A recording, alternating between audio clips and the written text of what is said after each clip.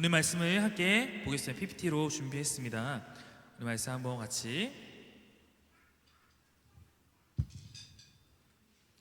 오늘 말씀 두 절 말씀을 본문으로 해서 같이 말씀을 나누도록 하겠습니다.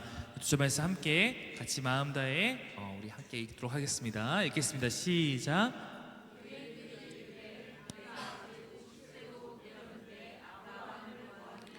예수께서 이르시되 진실로 진실로 너에게 이르노니 아브라함이 나기 전부터 내가 있느니라 하시니. 아멘.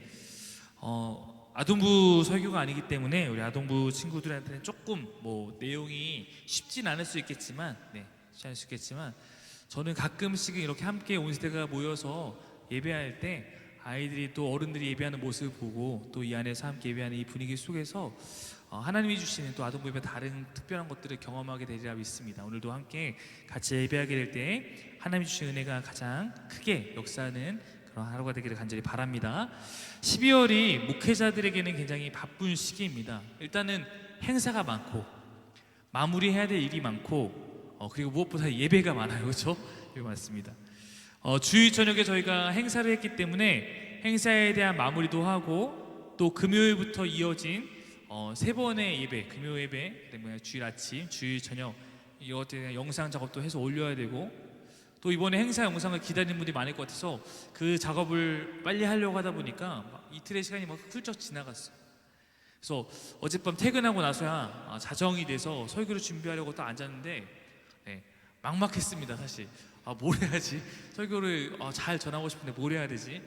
그래서 일단은 지금 묵상하는 본문을 먼저 묵상하고 설교를 전하려고 보니까 묵상 본문은 여전히 요한계시록이고 이 아동부 함께하는 이 연합 예배에서 요한계시록 했다는 애들 다 기절할 것 같고 한참을 성탄절 관련된 말씀들을 찾아서 묵상하는데 다행히 하나님께서 설교를 위한 한 생각을 열어주셨습니다. 그래서 새벽 내내 기쁘게 말씀을 준비하고 뜨끈뜨끈한 말씀의 식사를 들고 여러분 앞에 섰습니다. 그래서 저는 굉장히 감사한 마음이 있습니다. 오늘 성탄 예배를 통해 증거되는 설교가 여러분에게 성탄의 의미를 다시 한번 깨닫게 되는 그런 시간이 되기를 소망합니다.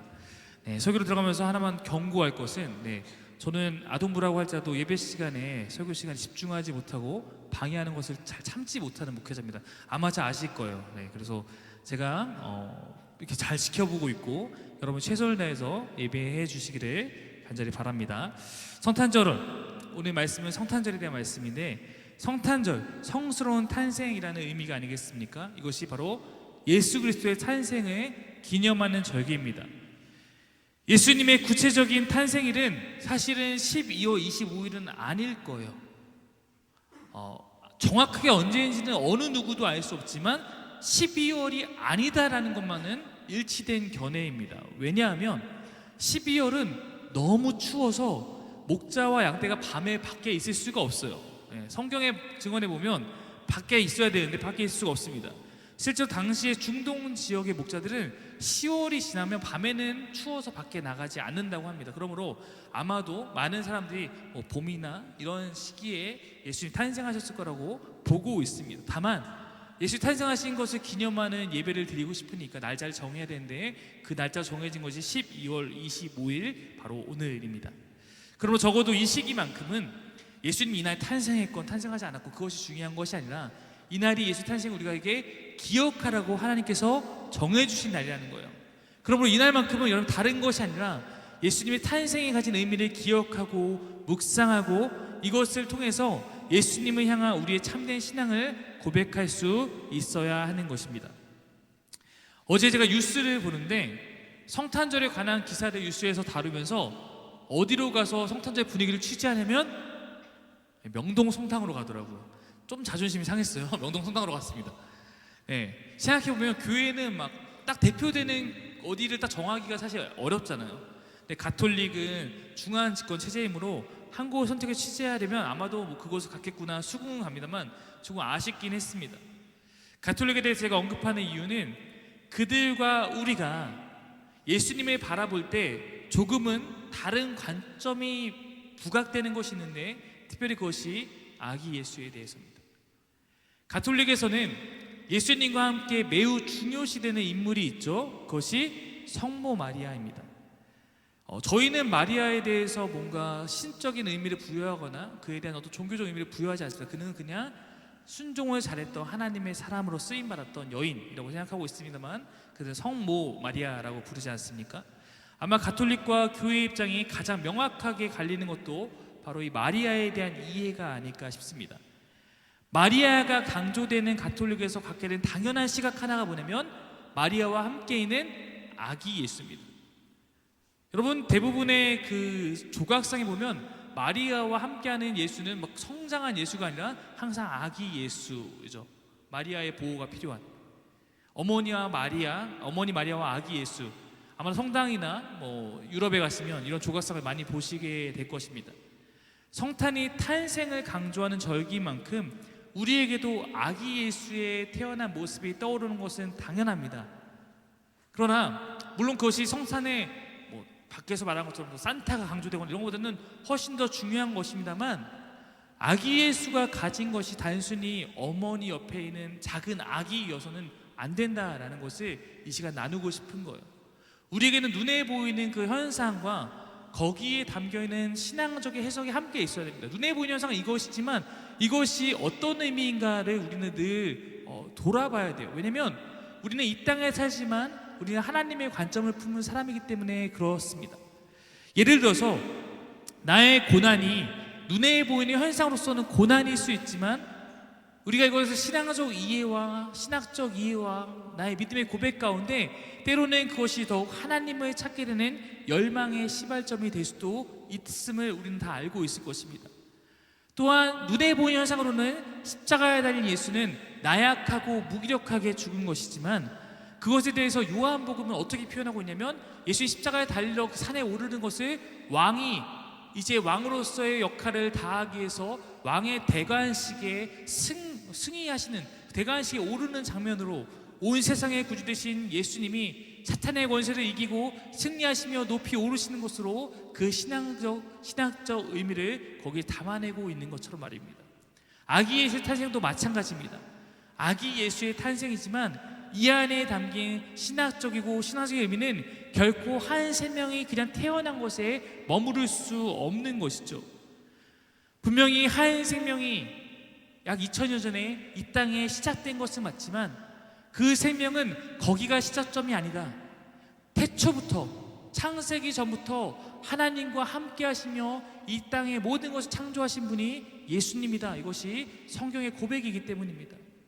예수님은 신약의 어느 시점에 마리아의 뱃속에서 처음 생겨나고 출산의 과정을 통해서 삶을 시작한 그러한 분이 아니셨기 때문입니다. 여러분, 성경에 보면 실제로 좀 재미있는 논쟁이 하나 나옵니다. 여러분, 제가 질문 하나 드리겠습니다. 자, 예수님과 아브라함 누가 먼저 시대 인물입니까? 자, 여러분, 만약에 우리 아동부 얼마 전에 도전 골든벨에 이런 문제가 나왔어요. 자, 예수님과 아브라함 중 누가 먼저 시대의 인물입니까? 그럼 여러분 뭐라고 하겠습니까? 아브라함. 네. 아브라함이라고 하시는 분은 오늘 성탄 육신으로 오신 예수님과 아브라함 중에 예수님은 신약에 나왔고 아브라함 구약에 나왔으니까 이렇게 하는 거죠. 네, 예수님이라고 만약에 답을 하시는 분은 아까 제가 얘기했듯이 태초부터 하나님과 함께 하셨던 그 예수님의 신성에 대해서 생각하신 것입니다.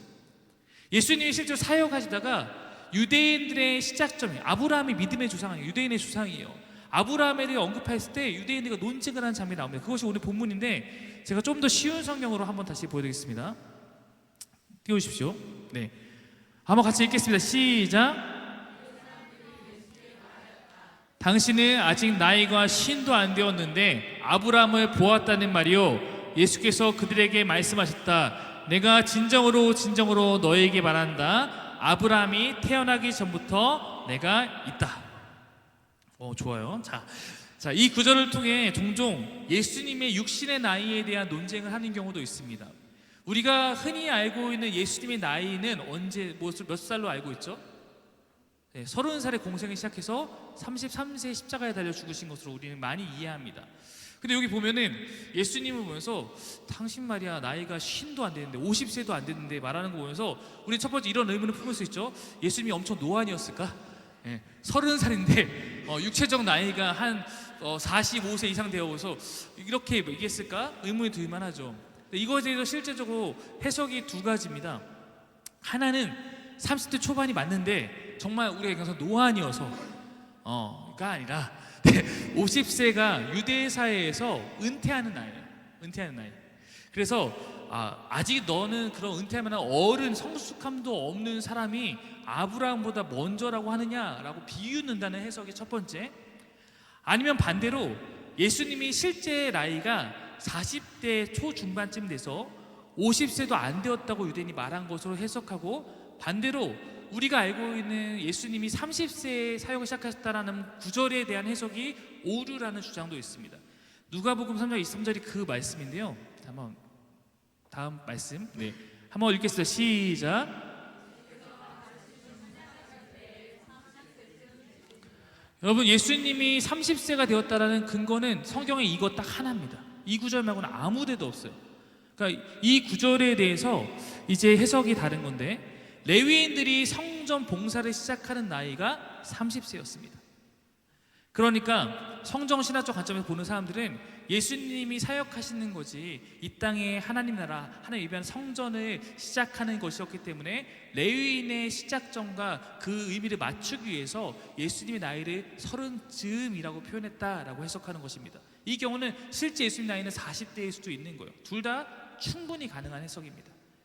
오늘 제가 주목하는 초점은 예수님의 나이에 대한 논쟁보다는 예수님께서 아브라함보다 먼저라고 얘기하셨던 부분이에요. 이 삶 안에 예수님의 관점은 이 지금 육체적 40세고 30세고 아브라함보다 어떻게 먼저일 수 있겠어요. 육체적 나이가. 내 삶이, 예수님의 삶이 이 육체의 삶 안에 갇혀있지 않다라는 것을 설명하고 있다는 겁니다. 이 삶에서는 아브라함보다 후세대의 삶을 살고 있지만 예수님이 스스로 생각하시는, 스스로 말씀하시는 자신의 정체성은 아브라함보다 먼저 있는 분이라고 말씀하고 있다는 거예요. 우리가 이런 관점에서 성탄을 이해해야 해요.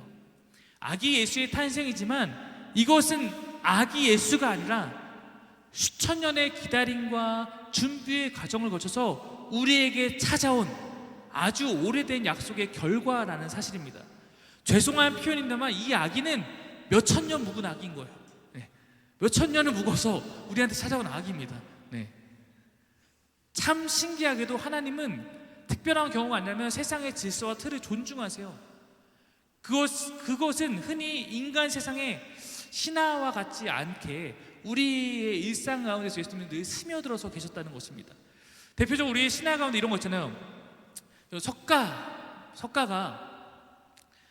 대한 신화가 탄생신화 가운데 이런 거 있습니다. 딱 태어나자마자 뭘 했죠? 말을 합니다. 뭐라고 말해요? 천상천하 유아독존. 하늘 위와 하늘 아래에서 오직 내가 홀로 존귀하다. 이게 석가모니가 태어나자마자 했던 얘기로 전해지는 거예요. 그럼 얼마나 징그러운 일입니까? 애기가 태어났는데 태어나자마자 천상천하 유아독존하고 있다는 거예요. 그럼 벌써 이렇게 저희도 막 어려운 말 하고 있으면 잘 공감이 안 가잖아요. 여러분은 예수님이 태어나자마자 뭐 했을 것 같아요? 예수 태어나자마자 할렐루야 이랬을까요? 당연히 그렇지 않았을 거예요. 여러분 예수 태어나자마자 뭐 했을까요? 응애했을 겁니다. 그렇죠, 응애했을 거예요. 저는 확신합니다. 응애했을 거예요.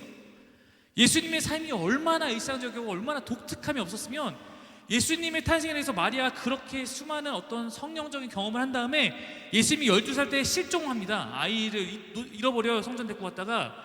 그때 정말 예수님이 정말 자기네 집에 아무것도 힘없는 어린 아들 찾듯이 막 찾잖아요.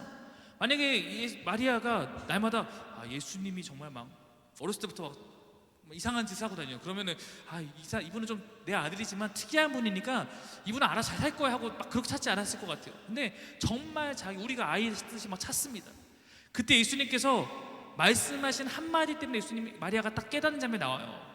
내가 아버지 집에 있는 거 당연하지 않냐. 성전이 내 아버지 집이다. 이거에 맞다. 이 아들이 그 하나님께서 나에게 주신 그 하나님의 아들이지.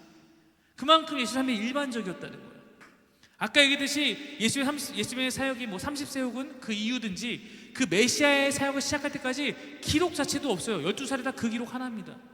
이것은 그만큼 우리의 삶과 예수님의 삶이 똑같았다는 거예요. 예수님이 막 튀지 않았다는 거예요.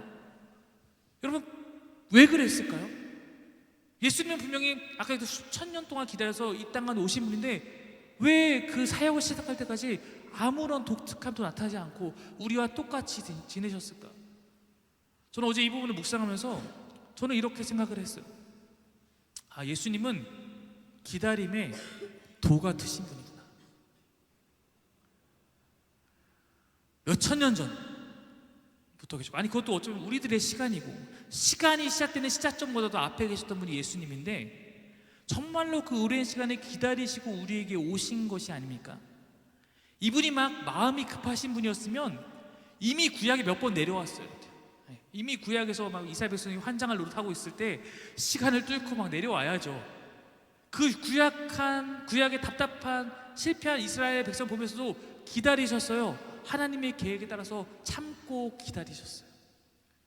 하나님의 때를 누구보다 잘 아시고 그 뜻을 누구보다 잘 아시는 아들 예수께서 몇천 년도 기다리셨는데 이 땅에서의 하나님의 때 그 수십 년을 못 기다리셨겠습니까?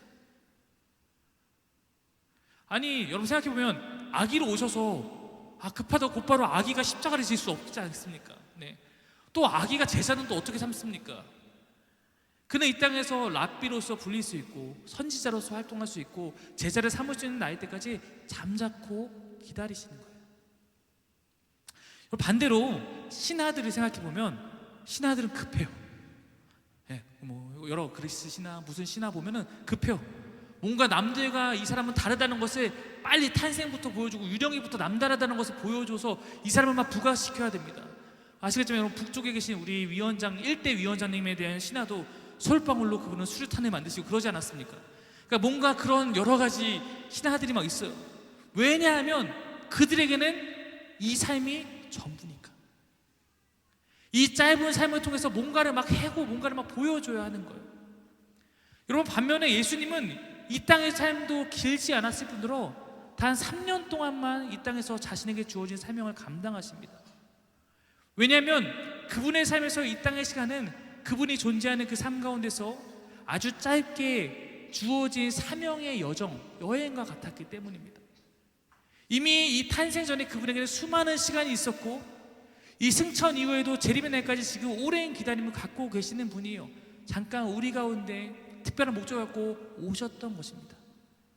아기 예수로 오셨지만 정말 아기가 태어난 것이 아니고 우리를 위해서 하나님의 나라로부터 가장 위대한 구원자가 사명을 갖고 우리에게 찾아오신 거예요. 그것이 성탄절입니다. 우리가 성탄을 보내면서 아기 예수를 탄생을 축하하고 기뻐해야 하는 것은 마땅하죠. 그분이 우리를 위해서 이 땅에 찾아오신 하나님의 본체이기 때문입니다.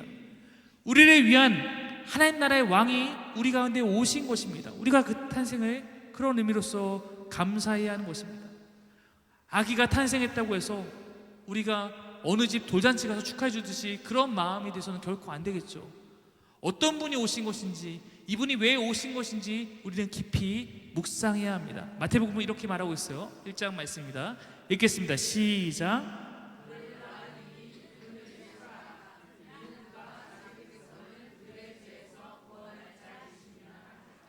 자기 백성을 구원하시는 우리의 왕, 사탄이 지배하는 세상에서 죄를 이겨낼 힘이 없어서 넘어지고 쓰러지고 하나님 나라로 도저히 우리 힘으로 갈 수 없기 때문에 우리를 구원하기 위해서 예수님께서 우리에게 찾아오신 것입니다. 그가 우리를 만나러 찾아러 오신 것이 바로 예수님의 성탄, 탄생입니다. 제가 굉장히 좋아하는 구절이 히브리서에 하나 있어요. 이 말씀인데요, 한번 같이 읽어보겠습니다. 시작.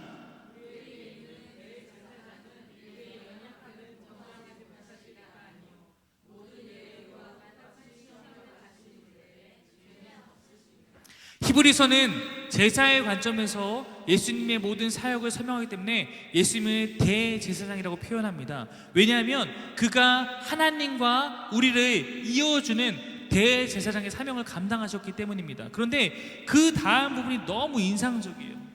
그는 우리의 연약함을 동정 못하시지 않는다. 즉 동정한다는 거예요. 그는 대제사장은, 우리의 대제사장 예수님은 우리의 연약함을 동정하시는 분이다. 왜냐하면 그분이 정말 특별한 이유는 그가 똑같이 우리와 같이 우리의 육체적인 삶을 경험하셨기 때문에, 우리와 똑같이 시험을 받은 인간의 삶을 살았기 때문에, 육체가 주는 온갖 시험을 그는 받으셨기 때문에 그가 우리를 잘 아시고 우리를 특별히 동정하실 수 있다라고 말하고 있습니다. 예수님의 삶이 어떤 의미고 그것이 우리에게 어떤 복이 되는지 잘 설명하는 거 아닙니까? 하늘에만, 하나님의 나라에만 계셨던 그분이 우리 가운데 오셔서 우리의 삶을 경험하지 말면서 그분에게 더욱더 깊어진 것이 뭐냐면, 우리가 가지고 있는 인간적인 연약함을 그분은 누구보다 잘 동정하시게 되었다, 히브리서는 고백하고 있다는 것입니다. 우리의 인간의 삶을 동정하신다, 다른 말로 공감하신다. 그가 아기 예수로 왜 이 땅에 오셨습니까? 성경이 뭐라고 표현하냐면 낮고 천한 이 땅에 오신 것이다 말하고 있어요. 왜냐하면 그는 높고 높은 존재이기 때문에. 이곳에 높고 높은 존재이신 예수님께서 죄로 물든 이 땅에 발붙이고 사실 이유가 없는 분이에요. 죄송합니다만 여러분, 제가 옛날에 인도에 선교를 간 적이 있었는데, 인도는 하수시설 잘 안 돼 있어갖고요, 비가 한번 오면요 거기는 항상 이렇게 소를 잘 죽이지 않잖아요. 그러니까 소똥이 길에 항상 널려 있거든요. 소똥이 막 떠다녀요. 근데 거기는 운동화도 안 신어요. 저도 거기서 슬리퍼를 신고 샌들 신고 다녔는데, 비 오는데 막 거기 신고 나면은 집에 들어오면 발가락 사이에 똥이 껴 있어요. 네. 네. 뭐 옛날에 하수시 없으니까 그래서 뭐 유럽에는 장화가 발달하고 이런 거 아닙니까? 구두가 힐이 발달하고. 왜냐면 그 똥을 안 밟고 다니려고. 여러분, 우리도 그거 보면은 밟기 싫어요. 더러운. 근데 이 영적 관점이 뭐냐면, 하나님은 거룩하신 분이 이 땅을 죄로 물들었어요. 그분은 이 땅에 이렇게 이 더러운 땅에 오실 만한 분이 아니라는 거예요. 근데 낮고 천하 이 땅에 그분이 그런 것을 감수하시고 오셨습니다. 왜 오셨냐? 계속 강조하듯이 우리를 구하기 위해서. 마치 영화 옛날 라이언 일병 구하기에서 라이언 일병 구하기 위해서 그 필승조가 거기 가잖아요. 그 죽음의 전쟁터에 들어가죠. 그 사람 구해오려고. 우리를 구하기 위해서 예수님께서 우리 가운데 이렇게 오셨다는 거예요. 더군다나 그분의 삶은 이 땅에서조차 가장 추악한 죄를 처벌하는 십자가에 달려서 저주받은 모습으로 죽은 모습으로 기결되지 않습니까? 이것에 대해 성경은 그가 대제사장의 사명을 다하기 위해서 우리에게 찾아오신 것이고 우리에게 오셨기 때문에 우리의 연약함을 공감하신다 말하고 있는 것입니다. 너희가 얼마나 세상 가운데서 힘든 싸움을 하고 있는지, 죄의 유혹이 얼마나 큰지 내가 안다. 주님의 삶이 주는 메시지가 있는 것입니다. 자기의 백성을 누구보다 잘 알고 공감하시며 그런 백성들을 죄에서 구원하여 하나님 나라로 같이 데려가기 위해서 예수님께서 우리 가운데 오신 것입니다. 이것이 얼마나 감사한 일입니까? 우리가 성탄에 대해서 누구보다 감격하고 감사해야 하는 이유는 바로 여기에 있습니다. 아쉽지만 밖에 있는 사람들은 뭘 모르고 좋아해요. 아, 그냥 오늘 쉬는 날이구나, 오늘 이런 날이구나, 연인들의 날이구나, 산타가 선물 주는 날이구나. 우리는 훨씬 더 감격해야 됩니다. 왜냐하면 우리는 진짜를 알고 있기 때문에. 그가 이곳에 오셔서 어떤 삶을 살았는지 이해할수록 그분의 성육신이, 성스러운 분이 육신으로 오신 이 성육신 사건이 더욱 감사와 은혜가 넘치는 순간이 되는 것입니다. 말씀을 마무리하겠습니다. 제가 서두에 이런 이야기로 시작했습니다. 우리에게 나타나고 있는 현실적인 일에 대해서 우리는 신앙적으로 이해할 수 있어야 한다. 우리가 설교 내내 성탄에 담긴 신앙적 의미를 되새겼던 것처럼 말입니다. 한 가지 간증을 하고 마치려고 해요. 개그우먼 가운데 이성미 씨라는 분을 여러분 아실 겁니다. 지금 어린이들은 모를 수 있어요. 우리 세대는 다 잘 알잖아요, 이성미 씨. 근데 이분이 굉장히 신실한 기독교인으로 유명합니다. 연예인들끼리 막 모여서 하는 예배가 있는데, 이런 예배도 모임도 중추적으로 이끌고 있고 전도도 굉장히 많이 해서 우리가 뭐 조혜련 씨나 여러 사람들도 이분을 통해 전도돼서 신앙생활을 하고 있는 걸로 알려져 있는데, 이분의 간증 가운데 보면 이런 것이 나와요. 이분의 신앙생활 정말 열심히 그렇게 해나가는데 이분에게 질병이 걸리는데 뭐가 오냐면 유방암이 찾아옵니다. 건강검진하다 발견한 것도 아니고 방송을 위해서 검사하다가 정말 우연히 발견되었는데, 이 유방암으로 인해서 이분이 12번을 수술합니다.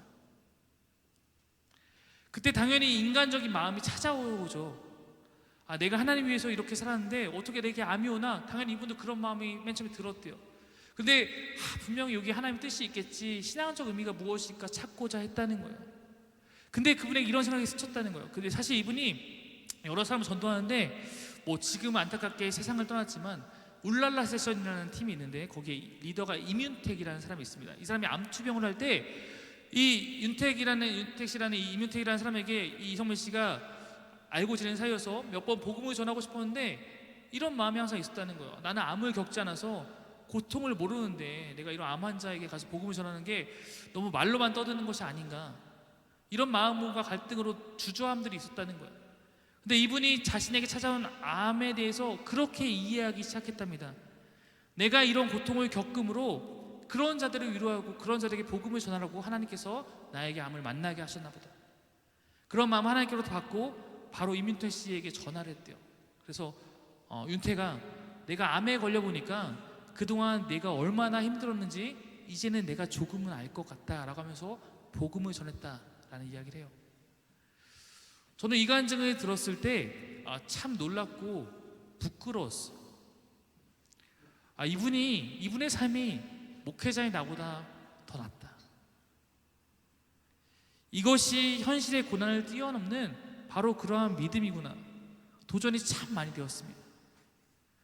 그것을 함께 살아내고 있는 사람이, 경험하고 있는 사람이 전하는 위로와 믿음의 고백이 얼마나 진실되게 다가갔겠습니까?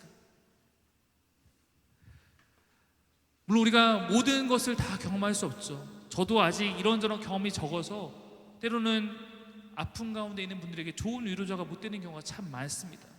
그러나 저도 저의 아픔들을 이렇게 이해해가면서 같은 아픔을 가진 사람을 더욱더 위로하고 그들에게 복음을 전하는 꼭 그런 삶을 살아내고 싶습니다. 그리고 이 시간을 통해서 여러분과 꼭 전하고 싶은 말, 바로 우리 주님께서 우리에게 그러한 마음으로 찾아오셔서 우리의 삶에 공감하고 그분의 삶에서도 사탄의 시험이 있었고 그분의 삶에서 죄의 유혹이 있었지만 이겨내시면서 그 과정을 겪어내시면서 우리의 모든 아픔을 공감하시고 우리를 구원하기 위해서 우리를 위해 자신의 모든 것을 주셨다라는 복음의 메시지입니다. 여러분이 예수님의 탄생을 이렇게 이해하면서 그분의 우리의 삶에 찾아오신 그분을 굳게 붙들고 그분이 원하시는 그 나라를 향해서 함께 나아갈 수 있는 그런 삶이 되기를 간절히 소망합니다. 우리 함께 같이 찬양하고 싶습니다.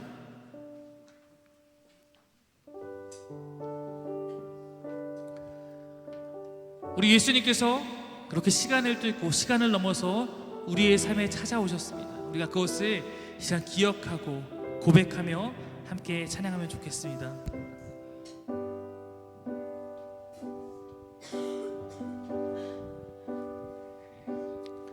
당신은 시간을 뚫고 이 땅 가운데 오셨네. 우리 없는 하늘 원치 않아 우리 삶에 오셨네. 자신의 편안 버리고 우리에게 평안 주셨네. 가장 낮은 자의 모습으로 우리 삶에 오셨네. 하나님 우리와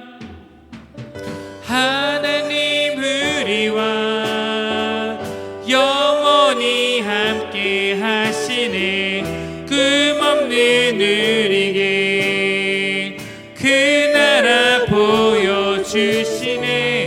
연약한 자들의 친구가 되어주시고 힘없는 우리의 인생을 위로하시네. 한 번 더 고백하면서 좋겠습니다. 당신은 시간을 뚫고 이 땅 가운데 오셨네. 우리 없는 하늘 원치 않아 우리 삶에 오셨네. 자신의 편안 우리에게 평안 주셨네. 우리에게 평안 주셨네. 가장 낮은 자의 모습으로 우리 삶에 오셨네. 아멘. 우리 함께 고백하며 나갑시다. 하나님 우리와 영원히 함께 하시네. 꿈없는 그 나라 보여주시네. 그 그 나라 보여주시네. 연약한 자들의 친구가 되어주시고 힘없는 우리의 인생을 하나님 우리와 영원히 함께 하시는 꿈없는 그 나라 보여주시네. 연약한 자들 친구가 되어주시고 우리의 인생을 위로하시네. 한 번 더 고백하며 나갑시다. 하나님 우리와 영원히 함께 하시네. 꿈없는 주의 나라를 꿈꾸게 하십니다. 그 나라 보여주시네. 여러분의 연약한 가운데 친구가 되어주시고 힘없는 우리의 인생을 위로하시네. 우리가 같이 기도하기 원합니다. 우리 하나님이 이 땅에 오신, 우리 가운데 찾아오신 성탄님을 다시 한번 되새기며 내 삶 가운데 찾아오신 그분을 여러분이 꼭 만족하기를 바랍니다. 여러분이 그분을 꼭 만나기를 바랍니다. 여러분 삶이, 여러분의 영혼이 그분 앞에 서기를 원합니다. 이 이야기가 남을 위한 이야기가 아니라 여러분 한 사람을 구원하기 위한 예수 그리스도의 사랑의 이야기임을 여러분이 믿음으로 선포하고 고백하며 나아가길 원합니다. 여러분이 만나자고 고백하면, 여러분이 하나님 만나고 싶다고 고백하면 하나님이 여러분의 삶에 만나주시는 분이에요. 여러분이 연약할 때 하나님의 손을 내밀면 하나님 그 손을 잡아주시는 분입니다. 힘없는 여러분에게 위로자가 되시는 분입니다. 여러분의 삶 가운데 하나님이 함께 하시기를, 이 임마누엘의 하나님께서 나와 함께 하시기를 이런 입술에서 고백하셔야 돼요. 주님, 나에게 당신이 필요합니다. 주님, 내 삶에 당신이 필요합니다. 내가 이런 어려운 가운데 하나님의 위로가 필요하고 하나님의 마음들이 필요합니다. 주님, 나와 함께 해주세요. 주님, 나와 함께 해주세요. 우리 그 마음 갖고 다시 한번 기도하며 나가도록 하겠습니다.